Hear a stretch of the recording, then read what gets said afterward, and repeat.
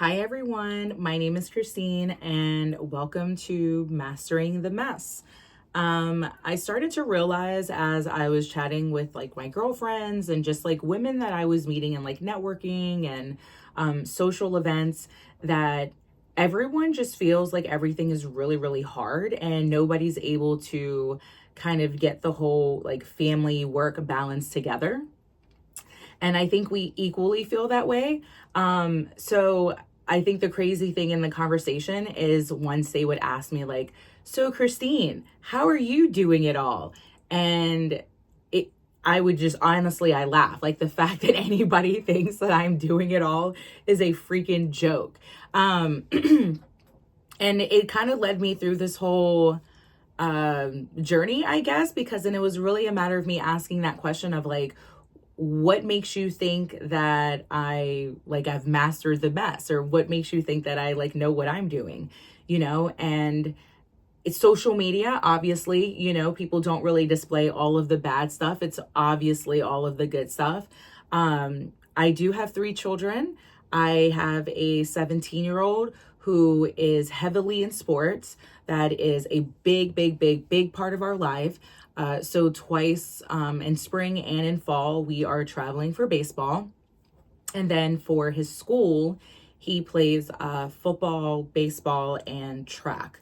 So I am a very supportive, active mom. It's really, really important to me to be at all his games. I'm not saying that that's important for all parents. I think for me in particular, it's my childhood trauma, right? So like just being there and being supportive means a lot to me. He doesn't even care if I'm there. But anyways, so that's Aiden. And then obviously he's a junior. He's going to be going to college soon. So it's really, really important to me that I spend as much time as possible with him, just because he is going to be leaving soon. And I just know how much I'm going to miss him. And then I have Ethan.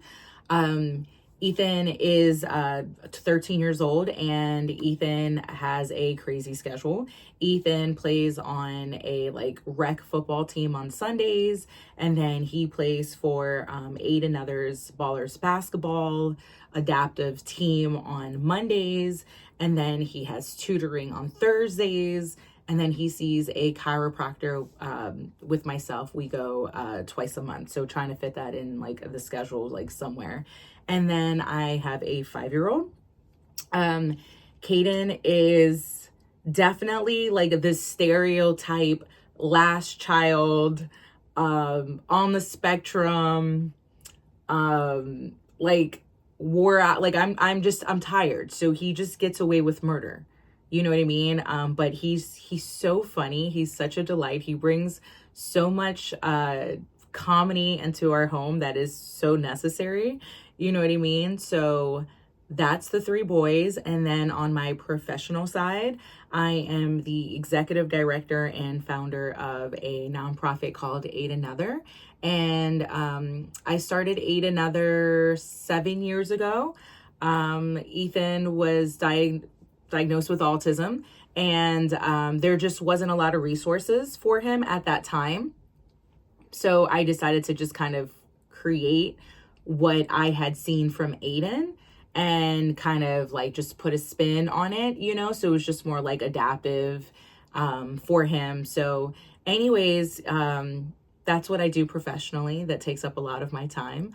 I have a lot of other projects and ideas in this head of mine. So I'm always writing them down and kind of slowly trying new things like this, for instance. I think for me, I don't chase money. I'm just a creator. I like to just create new things. I feel like God puts these ideas in my head, and I get really excited just to share and help and try new things and learn. So anyways, that's why I'm here. And I know that I kind of went left, but I say all that to say that I can see maybe why on the outside someone sees that I have it somewhat together, right? I'm married. I've been with my husband for almost 20 years. I am the executive founder of a nonprofit. I have three children. Two of them are on the spectrum. And I still make time to go on vacation and go on girls trips and do me, right? So I appreciate that people think that I have it together, but no, it's it's just like everyone else. You're in the shower, you're crying, you're trying to figure out, you're venting to your friends, what am I doing? Praying. So anyways, that's why I wanted to come here, and I wanted to have the space where other working moms could feel safe in figuring this out with me, and trying to, kind of master the mess of life. And I'm really trying to figure out why my parents never told me life was so hard.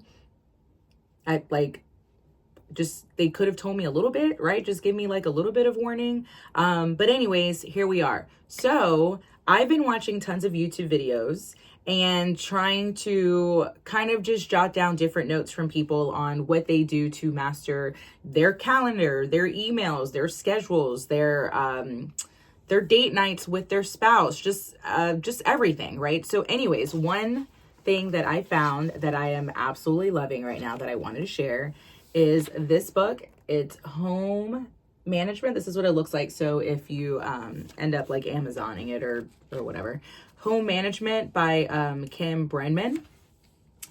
And the book is literally, I'm only a few chapters in, and I was like, no, this is what I want to share. Like, this is what's up. People need to know that like there are other moms that feel exactly like this.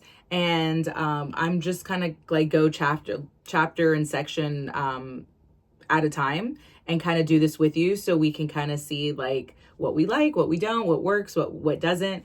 But I'm going to read a couple of highlighted stuff from, just like I said, it's literally just chapter 1, section 1, that I was just like, yes, this is my chick right here. So here we go.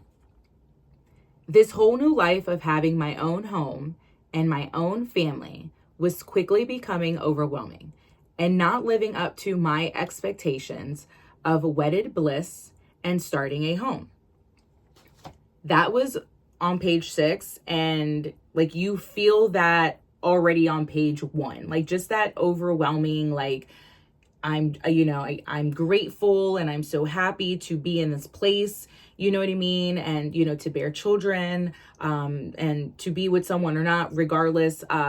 But like, why do I still feel like I'm failing? You know what I mean? Like, why can't I get this together? So not that like misery loves company, because that's not nice, but it was nice to feel already in a couple of pages in that like she got it. You know what I mean? Another thing on, like I said, this is just on chapter 1, section 1. My grandma taught me to think ahead about what I was going to have for meals and to prepare food early in the day, not 20 minutes beforehand. This builds up in some planning, plus takes some of the last minute stress out, making mealtime more enjoyable. So I highlighted that because I was like, oh my God, I definitely want to share that. That is definitely something that I've been implementing in my life for the last year. I wake up at like 5:30, 6:30, kind of like in between that time. And I start making dinner around like 8 a.m. I learned that if I could just make it while like I have the most energy, I'm a morning person. So let me just like get it out of the way. I am also a nap person though, in saying that. So because I need a nap, I, of course, that's when a kid is hungry or a kid's coming home or, just something's happening, so it's like, what can I do to set myself up for success? So that way I can take that time that I need in the day that I know is super inconvenient, but guess what? I need it. So it's going to happen. Right. And I realized that if I could make dinner early, one, I have energy and I'm like, yeah, and the music's on and I'm like, this isn't bad.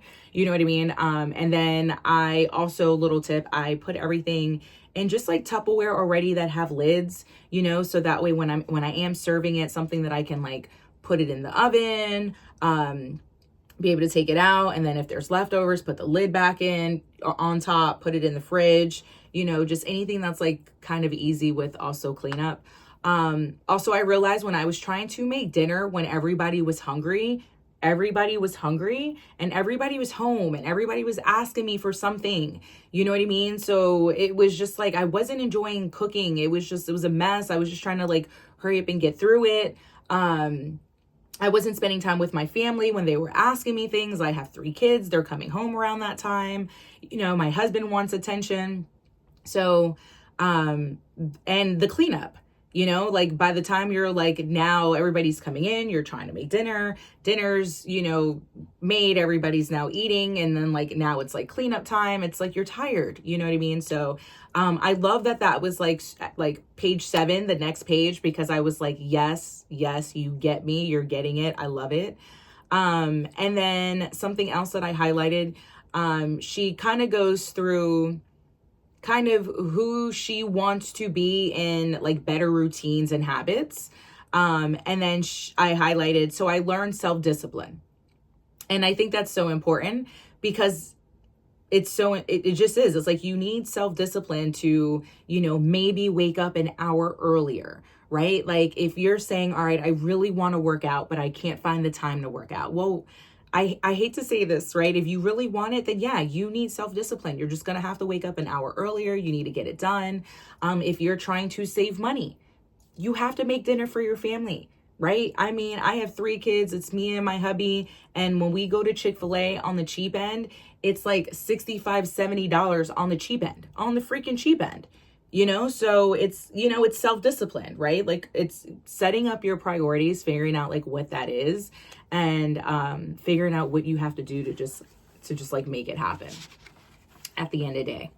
I also highlighted, our goal is to seek wisdom in making our house a home.